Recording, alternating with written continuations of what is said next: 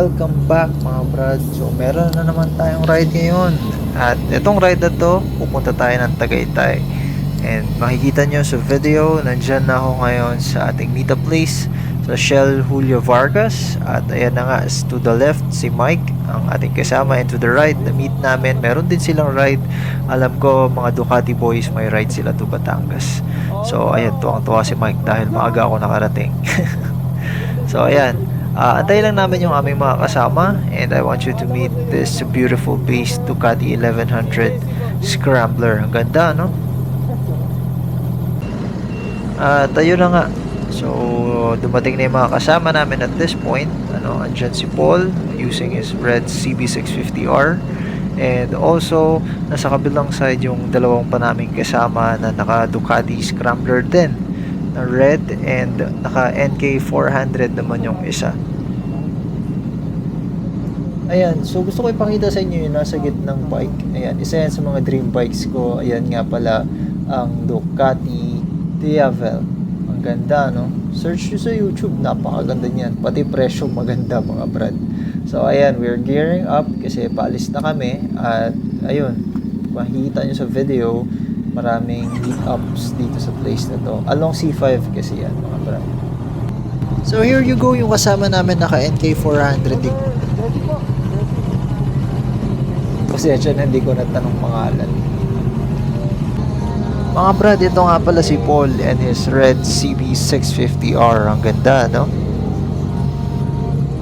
And that's Mike with his Triumph T120 Bonneville. Ganda. And yan si Sir, yung lead namin, Ducati Scrambler. So tara mga brad, ride out na tayo. Medyo maaga-aga pa yan, mga 4 to 6 AM.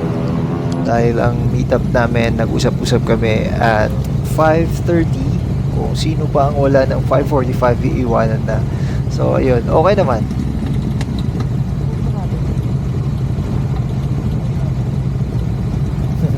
Masyado ata na-excite yung tropa natin, hindi na nakapag-ayos ng balaklava.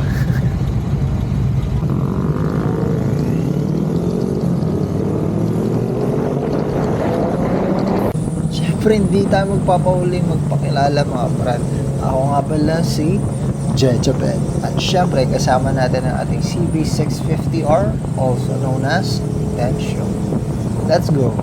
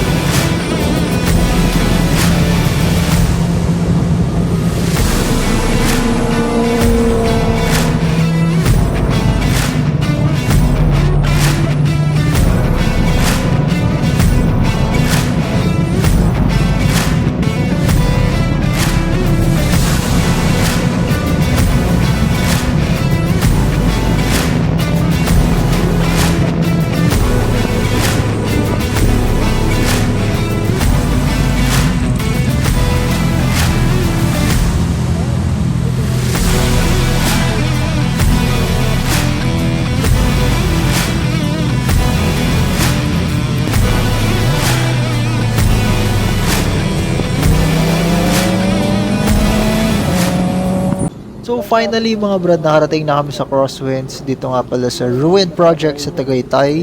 Hindi ko na na-video yung pagdating namin ng Tagaytay kasi nalubat na yung camera natin. Hindi tayo makapagpalit ng battery kasi tumatakbo.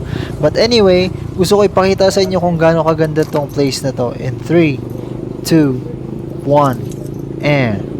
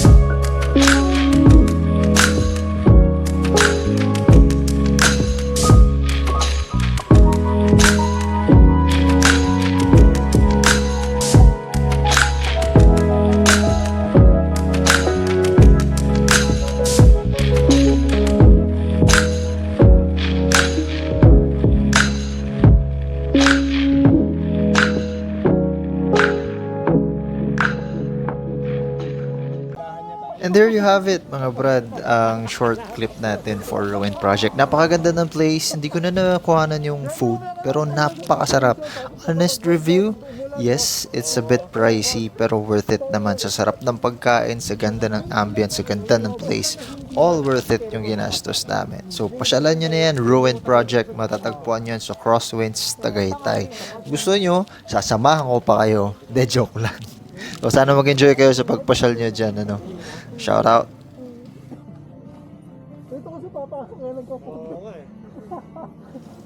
So, ayun na nga, no, pa-ride out na kami, pa-uwi na. And at this point, makikita nyo, hinahanap ko yung susi ko. Hindi ko alam kung saan ko nailagay. Ayan, sige, hanap, dukot. Yan kasi, hindi alam kung saan inilalagay yung susi. Pero ang totoo niyan, mga brad, nakapagpunas na ako at nabuksan ko na yung rear seat cowl. At makikita nyo dyan kung saan ko nilagay yung susi. Tignan nyo.